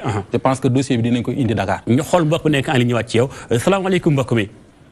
waaleykum salaam. yaa ngi ci ban gox. maa ngi géej waay. noo tudd. xam nga ne. iman de xanaa dañuy naqarlu rek lii xew képp koo xam ne kii borom njaboot nga. te nga am ay doom lii du la neex. lu métti la parce que képp koo xam ne nit ñi suñu mbokk yi ñun ñi nga xam ne ay béykat lañu ak ay sàmmkat lañu. ngay investir ci sa doom bi ngay di dajale di béy di dajale di sàmm di dajale di ko jox di jënd ay kaye. ba mu toll fenn ñu koy def ko nii.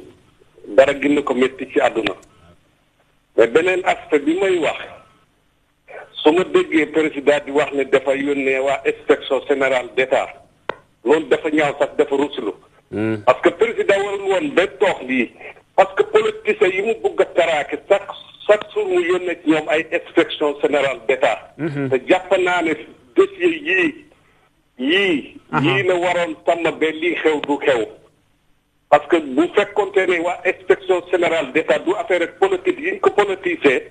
kon tey problème bourse yi du woon am kon nit ñi duñu woon sàggane di ba mu am. beneen aspect bi dafa am ay ministères yoo xam ne yi en tant que Macky Sall mu ngi nekk ak ñoom moom ci wàllu boppam kamul fu mu jëm ak réew mi. ndax ay ministère ndax nit ki dafa am loo xam ne ni su kewee ci sa département. yow waroo toog sax di ngay xaar ñu laan la démissionnel wala ñu lay dàq. parce que benn ñoom li ñuy waxee nit ñi respecté wuñu Sénégalais yi. respecté wuñu doomu réew mi parce que dafa am loo xam ne lii. man nga gis lu ma juróomi déclaration yoo xam ne yi ay nit ñu nekk ci gouvernement benn bokkul ak sa moroom. loolu dafa ñaaw donc jàpp naa ne. ñi yore éducation ministère éducation ak enseignement supérieur bii. ak kii nga xam ne moom mooy dal ba constitution bi di ko walbati di gànn. en tant que Macky Sall mu ngi ak ñoom xamul fu mu jëm. jaajëf lii nag dañuy ñaan yàlla mu bañ a amaat fii. yàlla bu mu amaat fii. amiin yàlla na koy yàlla yërëm. jërëjëf te yàlla wuutal waajuram lu ko gën.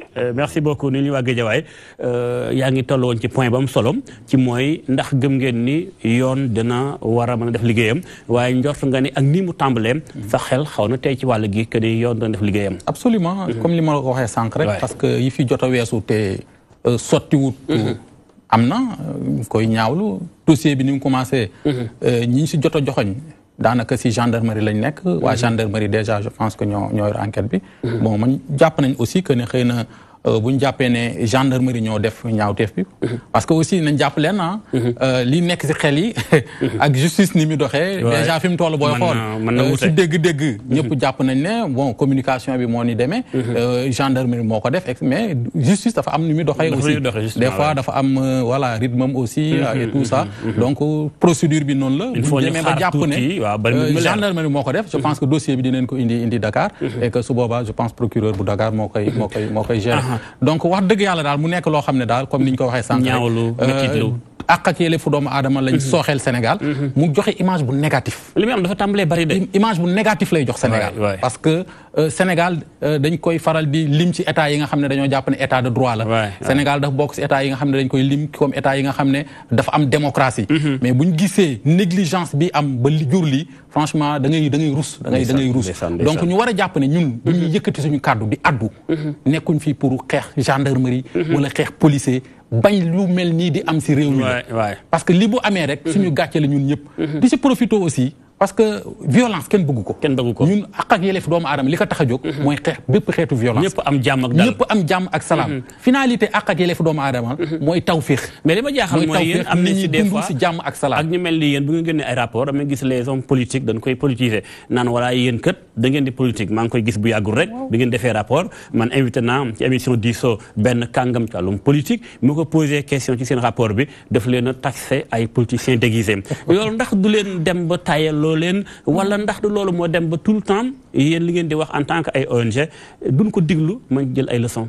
non je pense que wax jooju moom li ñu naan booy na suñu nopp quoi donc loolu moom duñ si nekk sa di attardé wu je pense que nañ seetaat suñu discours du temps du PS du temps du PDS et actuellement dañoo resté constant parce que gis nga droit de l'homme nañ bàyyi affaire droit de l'homme du affaire caaxaan mënuñoo nangu ñuy dem di banaliser àq ak yelleefu doomu aadama àq ak yelleefu doomu aadama c'est pas Amnesty wala RADDHO ñoo koy sécrété am àq ak yelleefu doomu aadama c'est des textes internationaux yoo xam ne état yi dañ koy signé ratifié ko li ci jiitu mooy bakkanu doomu aadama dañ koo aar dañ koo sàmm textes yi dañ koo aar dañ koo garantir donc ak yeneen ñun suñu taxawaay ci askan wi mooy fexe ba nga xam ne lépp loo xam ne seen àq ak seen yelleef la état respecté ko léegi nag état c'est des acteurs politiques ñoo jiite état quand on les critique dañu xam li ñu leen wax parce que ñun li ñu leen wax dañ koy teg ay textes mais nag pour nous mettre en mal avec les populations pour des raisons politiques raisons politiciennes dinañ jéem a wax diaboliser ou défendre alors que fi ñu leen doon xaar mooy bu ñu ne leen parce que li ñu leen wax si mbirum bavure policière bu ñu jëloon matuwaay yi ñu war a jël je pense que lii du am mais à chaque fois bu ñu leen waxee bon ñu koy gindi indi sur le terrain politique di banaliser je pense que c'est ça qui est irresponsable et que nous déplorons donc c'est important commissaire lii diggante force de l'ordre yi ak population civile bi bu lii dee am lu mën a jur ci relation bu ñagas wala lan mooy avantage inconvénient yam gis naa ay réew yu bari yoo xam dem na ba boo tuddee alkaatim civil yi bëgg a gàddu ay yet mbaa Sénégal moom liiraam ni mënta dem ba dugg ci ñag bi mbaa bëtt ñag bi jàll sax en tant que expérience bi nga am. waaw mën na jur lu mel noonu wala presque jur na ko ba noppi. parce que boo seetee ñëpp moom la ñuy def. utilité débat yi ngeen di organiser ci lii. c'est pour que ñu delloo si xel yi. ak approche yi fi mu war a nekk. gëm naa ni su amul woon nii sax. xëy na situation bi taataar na dem. pourquoi parce que ñi nga xam ni ñoo jàkkaarloo. ci tàng-tàng bi mënuy jàkkaarloo ñi nga xam ne laal na leen. toujours espèce su farfarloo la jugement yi du objectif. approche yi du objectif. kii li ko naqadi kii li koy mucculoo. kii li ko naqadi mooy moom la ñu dal ci ko. kii li koy mucculoo mooy lan lay wax ba ñu yaakaar ni moom deful kenn dara. moom du ci jëlee ay tolof-tolof. loolu su demee noonu kon ne te kenn faju ko dina indi ay situation yu grave surtout encore su fekkee ni autorité politique yi dañuy décharger seen bopp bàyyi xal bi fële ci diggante population bi ak alkaati yi te duñu jël benn responsabilité bu mat xoolal li étudiant wax depuis le début de l'émission mais étudiants yi li ñu wax moom mooy conséquence normale u lii voilà baaloo ma jël mbokk nekk en ligne commissaire salaamaaleykum ngeen baal ma ndax des fois ñuy bàyyi xel ñuy am solo lool aha sëñ bi foo ñuy wooyee maa ngi lay wooyee Kaolack Ibrahima Sow aha Sow naka waa Saloum gépp waaye ñu ngi sant bu wér-wér maa leen di ndokkeel ci weeru koor bi jërëjëf tabaarkalla en fait man damay nekk témoin histoire aha ndax en 1987 ñu trouvé université de Dakar. En ce moment j'étais à la faculté de droit. tey ñu nekk ci nguur gi tey ak ci wàllu opposition ñu ci bëri ñun ñëpp ay ñoo nekkandoo université. ci jamono yooyu. 87 ñu ngi ko tuddee woon vendredi c'était un jeudi 22 janvier jeudi noir. lu mel ni amoon na fa. mais bavure policière bi ñu gis ba mu am mort d'homme mënuñu mosuñu ko gis nii. te li ñuy wax tey ngénte tubaab tàmbale woon na si ñun ci jamono yooyu te Macky Sall mu nga fa woon ak ñeneen ak ñeneen. en tant que étudiant booba en tant que étudiant booba. mais la ñu ko tuddee woon vendredi jeudi 22 janvier ñu tuddee woon ko jeudi noir. 1987. waay. ñu ñëw ne dañoo ñëwoon ci jamono yooyu. ci même condition yi tey di UGB am. dañoo ñëwoon ne dañuy dugg ci restaurant bi lekk sans ñu fay parce que amuñu woon ticket. mais sëñ bi dafa mel ni lii mooy vraiment problème bi ndax 87 ba léegi nga koy nettaliwaat tey. situation bi ñëwoon ñëwaat tey 2018. mais dafa mel ni kon lan moo xew exactement Sénégal. kon dafa mel ni amagul ay avancement. mais amagul ay avancement mais aussi violence bi tamit dafa gën a exacerbé. parce que 87 y avait pas mort d'homme. Y avait des blessés d'accord. mais mosuñu cee dégg ay balles fatales yu tàkk ba ñu jam ay étudiants. c'est la deuxième fois. ñu ngi nekk troisième fois parce que y a 2 étudiants ci magistère Macky Sall yi. ñu décédé ci conditions yi mel nii. encore que jamono yooyu Iba Der Thiam moo nekkoon ministre chargé de l'enseignement supérieur. dafa démissionné woon. c'était sous la république de Abdou Diouf et de Jean Collin. kon mbir mi dañ ko war a xoolaat.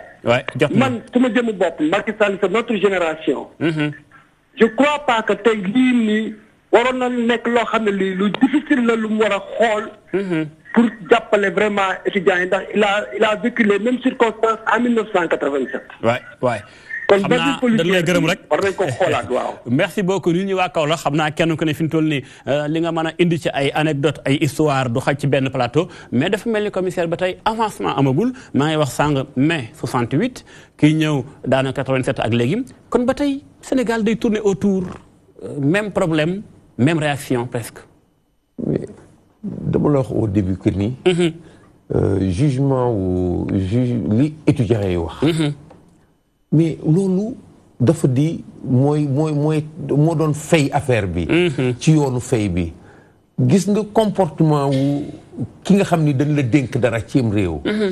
dafa élégant. nga mën a reconnaître sa échec. ci situation wala yow nga apporter accalmie. loolu de xanaa problème bu Sénégal la moom. situation am nga démissionné comme yeneen réew yi. c'est que bépp réew bi nga xam ni. ci dañuy boo démocratie te fekk dañuy nguuru. loolu moo fay am fi nga toog da nga fay ŋay. ñàkk jom. doo nangu bàyyi. alors que république. démocratie dafa am comportement yi nga xam ni ci responsabilité lay dem. kon dafa mel ni commissaire situation bi Sénégal toll ci wàllum njàng bi yaa ngi xaar démission Mary Teuw Niane. du xaar dafa jaadu woon mais xam naa ne du ñu démissionné. dañuy xaar ku leen dàq. parce que suñ doon démissionné buñ ne cuy fi mu normalé d'accord uma ci xarab askan naan Sénégal yi nii la mel wala africain nii la mel.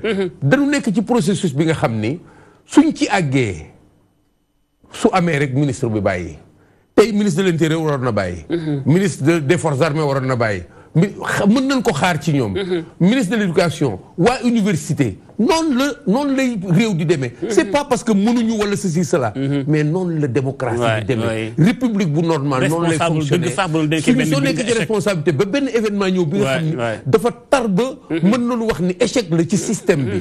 yow mi nga xam ni yow la fa système bi teg. yow yaa war a déboulonné wu démissionné dem. ñun nag gisuñu loolu étudiants yi li ñuy waaj yoon la. et ñu bàyyi problème bi fii. dégg naa ñuy wax naan sanction yi. dañu war a sanctionner. d'accord. au plan de la responsabilité yéen xam ngeen ko. quand il y a mort d'homme sooy dawal oto sax ba mbëkk nit. y a une responsabilité pénale. bien sûr donte tayuloo ko. pourquoi parce que donte tayuloo ko y a une responsabilité pénale. ko kenn waxu ko. loolu jarul débat. lii jar débat mooy situation bi nga xam ne moom moo indi lii yëpp. ak ni ko politique yi utiliser génn ci biir bàyyi nag ñu ñaan alkaati bi gendarme bi. étudiant bi ceci cela alors que du loolu. problème enquête bi dina leer le procureur s'est autosaisi. on fait dans le folklore. du loolu lu normal la parce que lu normal la loolu yëpp lu normal la. ñiy def ñu naan gendarmerie pourquoi ñuy def enquête bi. c'est normal gendarmerie dinañ def enquête normalement. mais il faut que. pouvoir politique yi nekk seen place ku nekk ñu teg la sa place ñu jouer seen rôle. individu yi nga xam ni dañ leen dénk ay pouvoir ay ndombatank ci biir système politique bi. ñu xam ni kenn moomu fi lenn. askan wi moo lay fal. damay dégg ñu naan ñun ñëpp ñooy état bi non. état benn affaire la bu ñu teg fële. may wax ni tey sax commissaire le ministre Mary Teuw Niane naxoon na def point de presse ba annoncé ko mais da ko mujjee reporté sànq ci ngoon tam avant suñu émission jokkoon ak kenn ci ñoom waaye li ma xamal mooy rek duñ mën a ñëw ci émission bi di partager ak yéen plateau bi moo tax li ngay wax yëpp bëggoon naa ñoom ñu ne fi ba tontu ñun nag def nañ suñu effort am kii bàyyi xel na xam ne def nañ kem kàttan ngir am waa gouvernement bu Sénégal mbokk nekk en ligne salaamaaleykum allo. voilà dafa mel ni xaar na ba xaddi damay dem ci Thierno Ndaw yow mi fi nekkal parents d'élèves yi laaj naa ko sàng am na fi ndax seen xel wala waxtaan gi ñu ci ba pare xëy na porte plainte nag ngir mbir mi leer ginnaaw loolu ndax jàpp ngeen ni lu war a am exactement ci solution ndax yaakaar naa fi mu toll tey jéem a trouver solution ba bourse étudiant bañ a tardeeti ndax problème bi loolu la ndax da boobaa daañu noppal alkaati yi noppal leen ci noppal tam étudiants yi loo xalaat ni tam solution ginnaaw plainte wala déet ci yéen en tant que parent d'élève. bu boobaa dinañ noppal étudiants yi mais noppal surtout waajur yi. voilà. parce que au moins dana am lenn parce que bourse bi. du luxe. déedéet nécessité la. damay faral di wax ne am na si ñoo xam ne sax. 18000 36000 francs 18000 36000 waay. baal ma rek am na mbokk mu nekk en ligne yàgg na ci loolu ma xool ko salaamaaleykum. aleykum salaam. waaw kay soxna si. waaw it da ngeen baal ma àq nga bëggoon nag lépp pour bi. waaw ndax yaayu étudiant la wala. en fait bon damay woote de l'étranger mais dafa am loolu rek li ma bëggoon leeral. xañu la diglu. waaw ngeen jéggal ma tuuti dafa fekk ni may d'abord maa ngi jaale ci génne àddina. di màkkalu étudiants yi yeeg yeneen corps yi ci nekk yëpp di màkkalu sax en passant quelque chose qui va se faire. di màkkalu waaye sax xëy na ministre bi day yàq sërëm ndax nekkul dañ ko koy yéene waaye nag dafa am loo xam ngeen daal moom quelques points yi nga bëggoon relever. dama dégg sax le commissaire Keita mu ne police bi force de l'ordre en général jóguñu pour gaañ jóguñu pour rey. d'accord dégg na aussi ministre des forces armées di wax ne légitime défense. mais ma bëggoon rek ñu def benn rétrospective delluwaat ci manifestation yi amoon ci affaire parrainage bi est-ce que gis nañu ni force de l'ordre yi doon réprimer les gens. pour que ñu xam ndax dafa nar a nekk léegi. luy fréquent ci suñu biir wala lan la parce que war nañu remarqué ni. les forces de l'ordre sont devenues de plus en plus violentes. xaw ma nag ndax dafa mel ni message bu ñuy jox nit ñi pour wax leen ni leen. citoyen bu muy ci jéem a aussi am na lu lay xaar man daal dafa mel ni man pour man message la bu ñuy passé. deuxième bi. mooy la panique bi ñuy ressentir.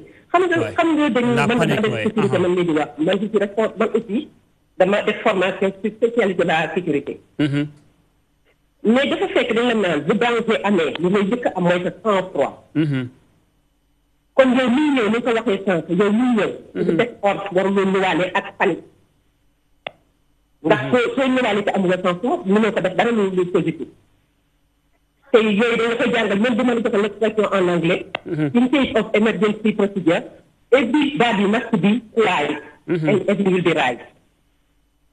donc force de l'ordre dañ koy xaar d'abord ci. mu dal. cette stratégie bu koy permettre ñu def li ñu wax a def. maintenant pour finir. dama remarqué ni même au niveau de l'État dañu wax ne lu xew. souvent dañ la naan rek force restera à la loi. mais ci yor liggéeyam war ko def. bu amee manquement xalaat ci dara lu dul ne rek force restera à la loi. mais loolu warul nekk argument. waay merci beaucoup. warul nekk argument def sa liggéey d'abord moo jiitu ku nekk na def li mu war a def ba pare. léegi nag bu boobaa ki nga xam ni topp loi kooku mën na ko tegal force de loi. mais mu ngi topp di wax nit ñi dëkk na li may def parce que mënu ma ko wala fii laa mën a yem. li ci des nag loi bi force dina ko eggali. dégg nga baax fi ngay waxee soxna si xam naa ne du ñàkk commissaire bu ñëwaatee dana am benn réaction ci loolu c'est important merci beaucoup Ndaw Thierno porte-parole parents d'élèves étudiants situation bi moom am ngeen ci cër. li ma doon wax sànq mooy nga ni jot na état bi jël bépp jëmtukaay bay fay bourse yi à temps noppal étudiant bi noppal boppam waaye itam noppal alkaati yi intervenir tout le temps foofu ngeen toll. waaw li ma la wax rek mooy que ni bourse bi du luxe. bourse bi nécessité la. waay lu mën a ñàkk étudiant bi. voilà xaaju la doy. mais lum néew am na bunt yu mun a fat. donc moo tax sax ñu tuddee ko aide sociale. am na si sax ñoo xamante ni des fois. li muy néew danañ ci comp yónnee seen i waajur. waay situation bee ko laaj ndax situation bee moo ko laaj. alors loolu nga téye ko. nga xam ne kii c'est vital nga téye ko kooku da nga ko bëgg a rey. man daal li ma jaaxal mooy imam maanaam imam sax sama xel dafa dañ tout le temps. waaw maa imam Sall waaw ba tey acce kon li ma jaaxal mooy tout le temps problème bu amee rek. ñu doo ko fay. am na bu yàggul UCAD fii dafa dem ba alkaati yi foron ak étudiants yi ba mu dem ba am chambre bu tàkk ba la fa nekkoon yàqu ñu doo ko fay ci ngoon si. bërki dem aussi mordom dafa am ñu soog a commencé fay loolu tam daf ma jaaxal vraiment. xoolal dégâts yi am. des dégâts collatéraux yi am. diggante jeudi ba léegi. lakk nañ ay bus. waay université bu Saint-Louis. amatul mémoire lépp tàkk na. gis nga ko lépp tàkk na. xam nga ni. amatul conséquences yi ëpp na. ressources humaines. dañ koo taal ba lépp mu tàkk amatul dara loo xamante ni. benn këyit ak ordinateur dara. donc alors que. ñii dañ bëggoon a ndékki rek. mais ndékki bi lu mu bari. mënut a jënd bus te lakk nañ fa benn bus. ak yeneen bureau yu ñu taal et cetera. donc yooyu xewee no dégradation état parce que gis naa ñu bari ñoom ñuy wax naan xaalis génnoon na banque bee moo posé problème loolu convaincre mais loolu ay waxu caaxaan la. ah bon oui ay waxu caaxaan la. banque xaalis génnoon na mais xaalis bu génnee ñoom ñu réunion ak recteur. waxtaan pour ñu fay leen. sottiwut. ñu yëg ne waxtaan nañ. lu tax waxuñ ne xaalis génn na wala dóor yet ci recteur bi mu fay wala dóor yet ci banque bi mu fay donc ñuy xaar ba nit dee ñuy doog a wax ne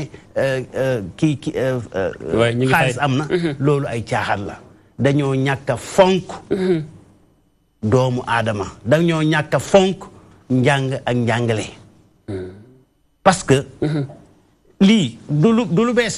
vraiment du lu bees. dañu jóge rapidement ci affaire grève enseignants yi. ñu toog ay weer yàlla def. ñuy gërëm également ñi nga xam ne ñëpp ñoo ci doon intervenir. ba yàlla def ñu newaat encore sauver l'année scolaire. ñu war a continuer accalmie ñu indiwaat yeneen situation yoo xam ne. daanaka njàng mi mën na cee yàqu. ñu xool mbokk mu nekk en ligne ñëwaat ci yow Ndaw salaamaaleykum. waaleykum salaam. fa nuy wooyee ak tur wi. maa ngi woowee Fatou monsieur Touré parent d'élève. Parent d'élève monsieur Touré ñu ngi lay déglu. ok xam naa di nuyu mbokk yi ci plateau bi yëpp ak ñuy déglu. ñu ngi lay fay bu baax seetaan. di baalu ñëpp ak di bokk ñëpp tiis bi. xëy na pour bañ a retenir trop longtemps antenne bi damay am rek. considération yu ma bëggoon def. bu njëkk bi c'est un rappel. rappel. waaye ndax dama mës a seetaan ci benn télé de la place. monsieur Alioune Sall rakku président. ñu koy laaj digganteem ak magam le président de la république. mu ne mag ju baax la.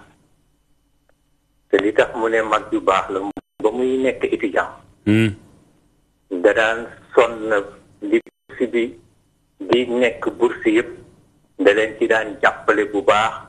ndax ñu mën di dimbandiku ci lenn ci seen jumtukaay yi nga xam ne moom la ñu war a jàngi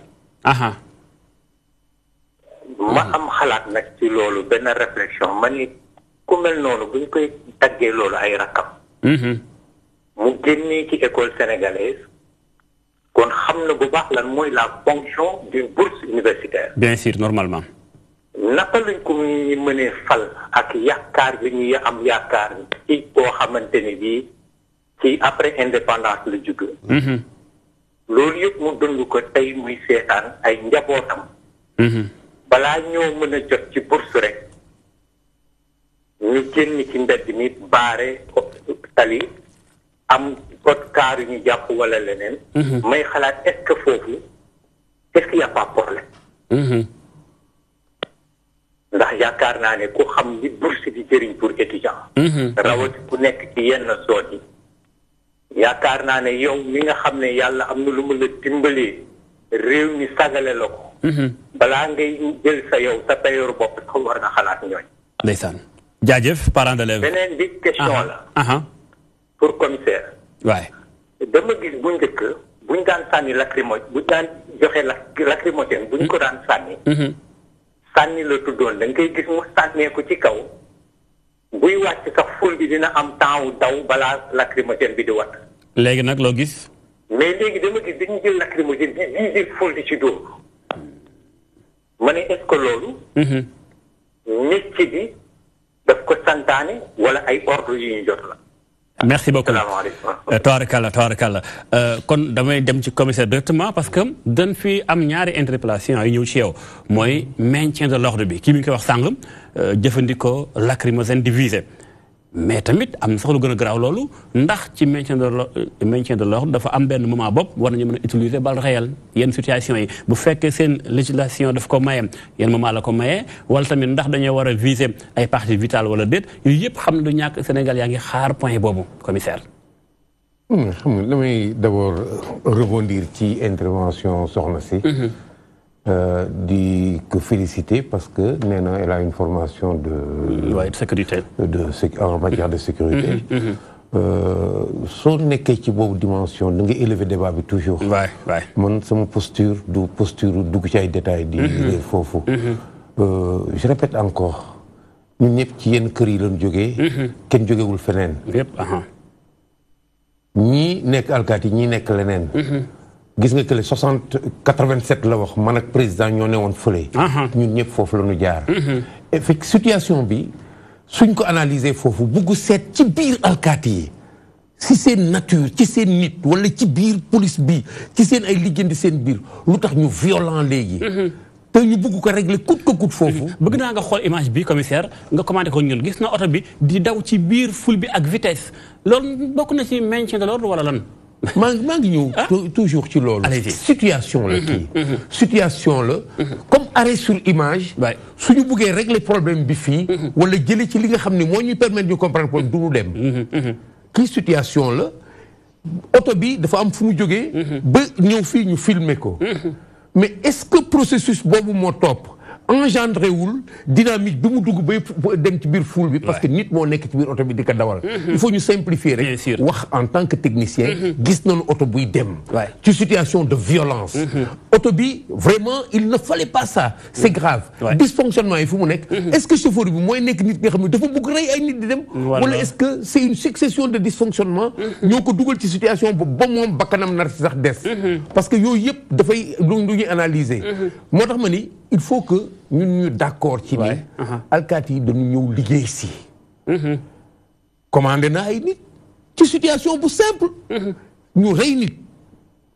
nit bon mais damay taxaw ci ni kii jógul woon pour rey nit suñu décortiquer da ngay mën a expliquer loolu enquête yi loolu lay jëriñ mais nag booy xool système bi ni muy fonctionner nga bëgg comprendre liy faj dafay dépasser sax niveau bii ñuy waxe bourse parce que suñu buggee dugg ci liy faj rek day dàq moom seen teesu bourse dafa am njëriñ lu tax bourse lu fi bourse di def est-ce que ñun am ñu ngi ci benn cohérence bi nga xam ni permettre na bourse continuer nii lan ñii nga xam ni duñu fay bourse yi lan leen bourse di jëriñ lan mooy rapport entre situation étudiants yi situation de l'emploi nasaxu économique bi nekk ci réew mi ak question bourse yi y a tellement de questions qui tournent autour de ça que il faut que dafa mel Sénégal moo bari problème jamono ji voilà il faut bu ñuy débattre yi il faut ñu élever débat bi xam ni en fait mën nañu wax rek ni alkaati wala gendarme bi kat ci loxoom la bakkanu kii roté ci situation bi nga xam ni dinañ ko saisir pénalement xam ni bakkan dafa rot. pour yow rapidement sa expérience lu nu war a def ba am ay solution xam naa du gaaw mais lu nu war a def premier pas en attendant. ba am ay solution bi situation bi Sénégal toll ñoxor Ndiaye manifestation rek dafa am ay pàcc lépp politique la ci Sénégal lépp bu réew mi fayitee sax ci li nu am war nañu reprise en main situation wu maintien de l'ordre yi ak li nu am ñu xoolaat norme yi nga xam ne moom mooy permettre ñu minimiser dégâts yi parce que réew mi dem na économiquement ba ay confrontation il faut mu am fi ñu reprofessionnaliser nit ñi ak li ñu am laa wax de bu ñu demoon ba alkaati yi juróom-ñaar la ñu gendarme yi juróom-ñaar professionnalisme bi mu ngi ci organisation ñu nekk ci mission am obligation wu résultat mu ngi comprendre situation bu nekk ak li koy faj professionnellement objectivement dimension yooyu suñ ci mettre en place këfin mais su fekkee ni dañ nekk rek ci situation tappalaatu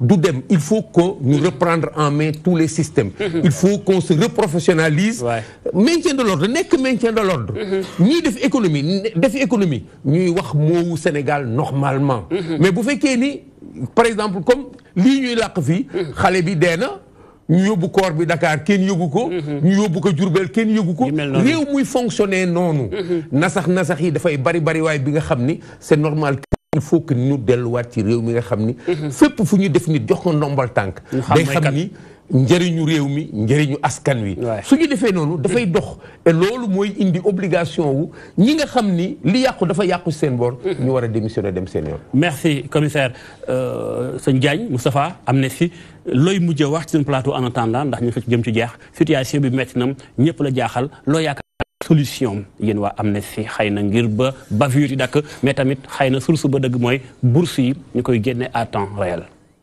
Alors dama am benn article bu ma bind fan yi ci situation bi ma ne l'État a décrété la veille de l'anniversaire de Fallou Sène et désormais la veille de la commémoration de sa disparition.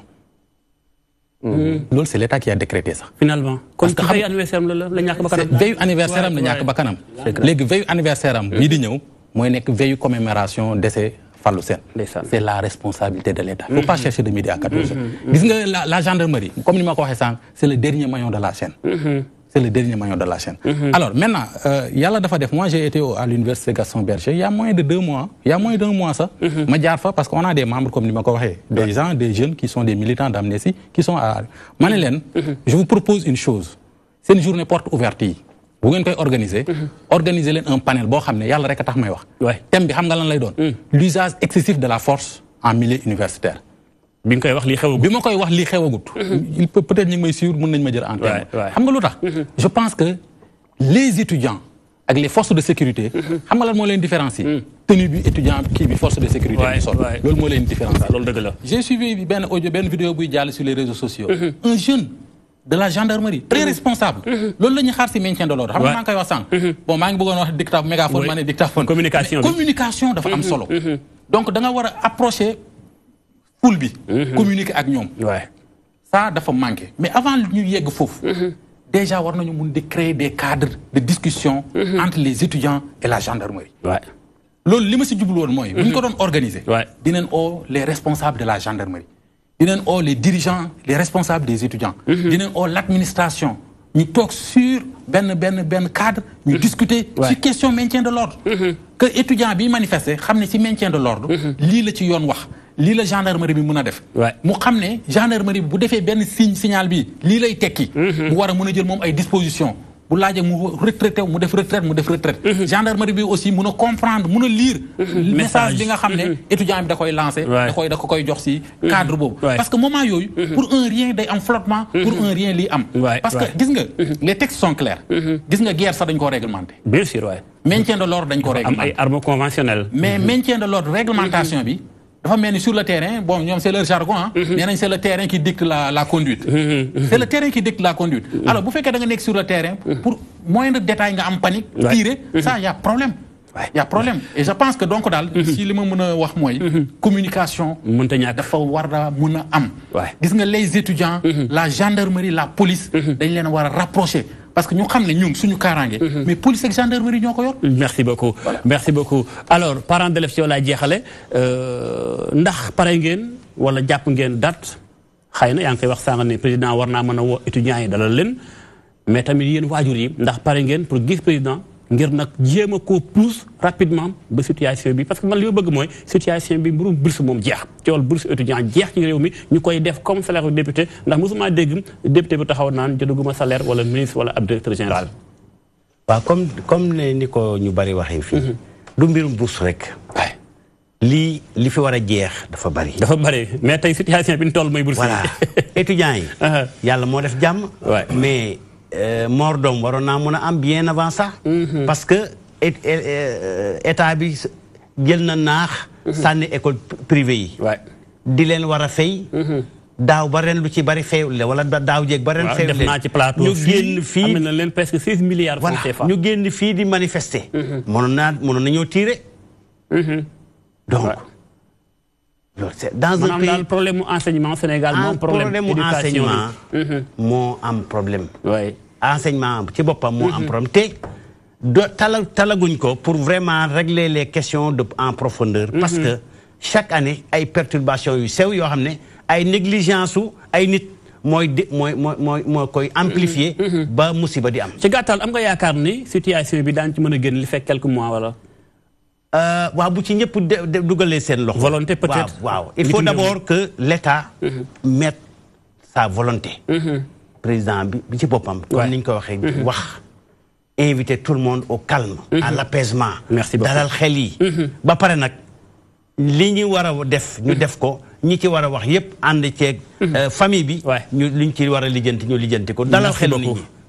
jaajëf mu doon Thierno Ndao porte-parole mbooleem étudiant ak élèves yu Sénégal yi gërëmaat bu baax commissaire Cheikhna Sadibou Keita saa yu ñu ko invité mu ñëw ci plateau bi doon te fi mu jógee sori naag xat-xat ak liggéey bi gërëm ko bu baax waaye itam gërëm bu baax waa Amnesty International gërëmaat bu baax itam Moustapha Njaañeen bi nga xam moo ñëw ci plateau bi jaajëf di leen gërëm bu baax ci ànd bi ak ñun seen télévision di TV di wax ni Sénégal na ñëpp ànd ak dal ñun ñëpp moo xam police gendarmerie étudiant ñun ñëpp ñoo bokk réew mi kon nag ku ne jël responsabilité am ba Sénégal daal jàmm di fa am rawatina ki ci bopp réewum Sénégal ni ko ñëpp waxee ndax ku ñu jox kër yaay borom kër gi yaa war a fexe ba dal di fa am lépp li ta dal di am daal na ko président di jéem a doxal ndax Sénégal lañ ko dénk kon gërëm leen incha allah beneen ajuma ci beneen sujet ñu bokk wéy di ànd ak suñu programme ci DTV jàngeen jëf merci beaucoup merci